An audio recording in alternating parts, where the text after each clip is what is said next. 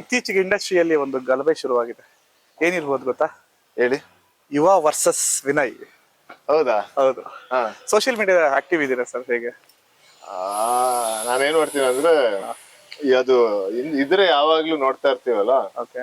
So bed every ರಾತ್ರಿ daily ರಾತ್ರಿ delete ಮಾಡ್ತೀನಿ ಏನು ಸೋಷಿಯಲ್ ಮೀಡಿಯಾ ಎಲ್ಲ ಅಪ್ಲಿಕೇಶನ್ಸ್ 1 hour ನೋಡ್ತೀನಿ, ಡಿಲೀಟ್ ಮಾಡ್ತೀರಾ? ಡಿಲೀಟ್ ಮಾಡ್ತೀನಿ. ಆಮೇಲೆ ತಿರ್ಗಾ ನೋಡೋದೇ ಇಲ್ಲ.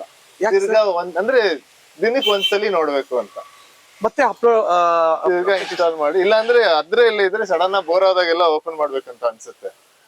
ಅದಕ್ಕೆ ಏನ್ ಮಾಡ್ತೀನಿ, ಡೈಲಿ ಡಿಲೀಟ್ ಮಾಡ್ತೀನಿ. ಬೆಳಿಗ್ಗೆ ಇನ್ಸ್ಟಾಲ್ ಮಾಡ್ತೀನಿ, 1 hour ನೋಡ್ತೀನಿ, ಆಮೇಲೆ ತಿರ್ಗಾ ಡಿಲೀಟ್ ಮಾಡ್ತೀನಿ. ಸರ್ ಕಾನ್ಸೆಪ್ಟ್ ಚೆನ್ನಾಗಿದೆ ಸರ್.